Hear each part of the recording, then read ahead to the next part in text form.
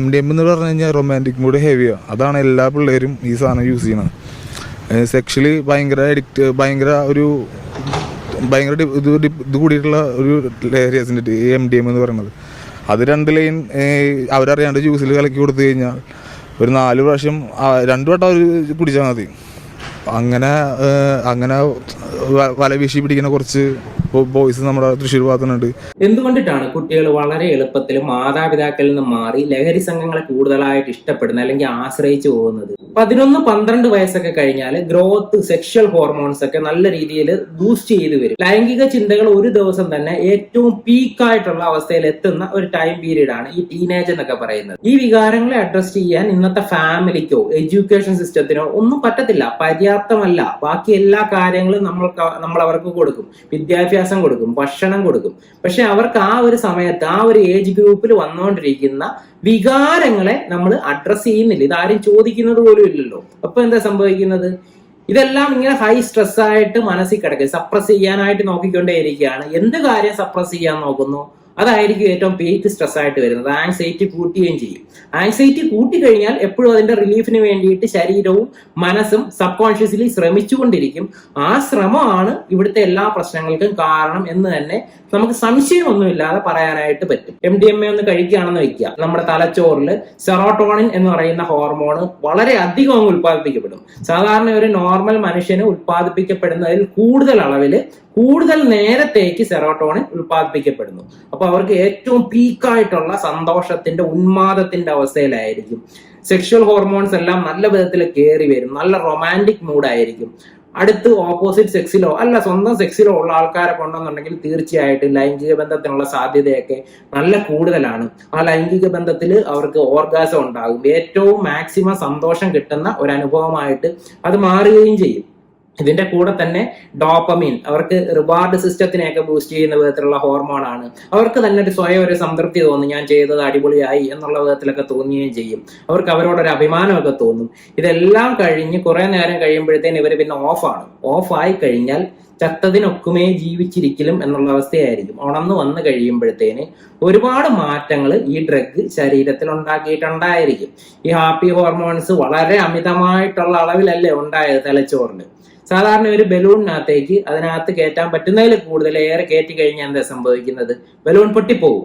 അതേപോലെ തന്നെ തലച്ചോറിൽ സെറോട്ടോണിനൊക്കെ പ്രൊഡ്യൂസ് ചെയ്യുന്ന ഗ്രന്ഥികൾക്കും ഒക്കെ സ്ഥായിയായിട്ടുള്ള കേടുപാടുകൾ ഈ ഡ്രഗിന്റെ യൂസ് കാരണം ഉണ്ടാവും. പിന്നീട് സന്തോഷം എന്ന് പറയുന്ന അവസ്ഥ അവർക്ക് സാധാരണ ഒരു ജീവിതത്തിൽ കിട്ടത്തില്ല. കിട്ടാതിരിക്കുന്നത് കൊണ്ടിട്ട് തന്നെ ഇവർ വീണ്ടും എന്താ വിചാരിക്കുന്നത്? വീണ്ടും ഡ്രഗ് കഴിച്ചു കഴിഞ്ഞാൽ വീണ്ടും സന്തോഷം കിട്ടും എന്ന് കരുതിയിട്ട് വീണ്ടും കഴിച്ചു നോക്കും. 2ാമത്തെ വട്ടവും കൂടെ ചിലപ്പം അത്രയും തന്നെ സന്തോഷം അല്ലെങ്കിൽ അതിനെക്കാട്ടി കുറഞ്ഞ ലെവലിൽ സന്തോഷം കിട്ടും. 3ാമത്തെ വട്ടവും കഴിച്ചു നോക്കും. അപ്പോഴും ചിലപ്പോൾ കുറച്ച് കിട്ടും. പക്ഷെ ആ സന്തോഷം കുറഞ്ഞു വരികയും എത്ര കഴിച്ചാലും സന്തോഷം കിട്ടാത്ത അവസ്ഥയിലേക്ക് ഇവർ മാറുകയും ചെയ്യും. അവിടെ വെച്ചിട്ടാണ് ഡിപ്രഷൻ സ്റ്റാർട്ട് ആവുന്നത്. ഈ ഉണ്ടാകുന്ന മാറ്റങ്ങൾ തലച്ചോറിൽ ഇറിവേഴ്സിബിൾ ആണ്. തിരിച്ച് നമുക്ക് റിപ്പയർ ചെയ്ത് ഓക്കെ ആക്കാനായിട്ട് പറ്റത്തില്ല. കാരണം തലച്ചോറിനെ ഇത് ഡാമേജ് ആക്കി കഴിഞ്ഞു. ഒരു വട്ടത്തെ സന്തോഷത്തിന് വേണ്ടി കഴിക്കുന്ന ഒരു ഡ്രഗ് ആണ്. പക്ഷേ നമ്മുടെ ശരീരത്തിന്റെ, നമ്മുടെ മനസ്സിന്റെ, നമ്മുടെ തലച്ചോറിന്റെ സന്തോഷം പൂർണ്ണമായിട്ടും ഇത് എടുത്തു കളഞ്ഞു. ഇവര് സന്തോഷം തേടി എന്തെങ്കിലുമൊക്കെ ചെയ്യാനായിട്ട് ചെയ്യാൻ നോക്കുന്ന ഒന്നും സക്സസ് ആകത്തില്ല. മാക്സിമം ഡിപ്രഷനിലേക്ക് വരികയും വയലന്റ് ആവുകയൊക്കെ ചെയ്യും. സോഷ്യൽ ബിഹേവിയറിനെ അവർക്ക് മാനേജ് ചെയ്യാൻ പറ്റത്തില്ല. എമ്പതി, മറ്റുള്ളവരെ തിരിച്ചറിയാനായിട്ട് പറ്റത്തില്ല. വയലന്റ് ആവും. ഹാപ്പിനെസ് ഒന്നും ഇല്ലാതായി കഴിഞ്ഞാൽ പിന്നീട് വയലൻസ് ആണ്. കണ്ണിൽ കണ്ടതിനെയൊക്കെ ആക്രമിക്കാനായിട്ടും ഒക്കെ തുടങ്ങും. അപ്പൊ ആ ഒരു അവസ്ഥയിലേക്ക് നമ്മുടെ ജനറേഷൻ പൊയ്ക്കൊണ്ടിരിക്കുന്നതിന്റെ ബേസിക് റീസൺ എന്താണ്? സന്തോഷമില്ലാത്ത കുട്ടികൾ, സന്തോഷമില്ലാതെ വളർന്നു വരുന്ന കുട്ടികൾക്ക് സന്തോഷം എളുപ്പത്തിൽ ഫീഡ് ചെയ്യാൻ വേണ്ടിയിട്ട് നിൽക്കുന്ന കുറച്ച് സംഘങ്ങൾ. ആ സംഘങ്ങൾക്ക് ഇടയ്ക്ക് എന്ത് ചെയ്യണമെന്ന് അറിയാതെ നിൽക്കുന്ന പേരൻസും ടീച്ചേഴ്സും. അപ്പൊ ആരാണ് ഇവിടെ റിയാക്ട് ചെയ്യേണ്ടത്? Parents, teachers, education system combined ആയിട്ട് റിയാക്ട് ചെയ്യണം. കുട്ടികളെ സന്തോഷത്തിലേക്ക് കൊണ്ടുവരാനായിട്ടുള്ള മാർഗങ്ങൾ കണ്ടെത്തി അതിനകത്തുകൂടി എഡ്യൂക്കേഷൻ കൊണ്ടുപോകണം. ആവശ്യമില്ലാത്ത പോർഷൻസ് ഒക്കെ എടുത്തു കളയണം. സ്ട്രെസ് കുറയ്ക്കണം. ഹാപ്പിനെസ് കൂട്ടുകയും വേണം. എല്ലാ കാര്യങ്ങളും സന്തോഷമായിട്ട് പഠിക്കാവുന്നതൊക്കെ ഉള്ളൂ.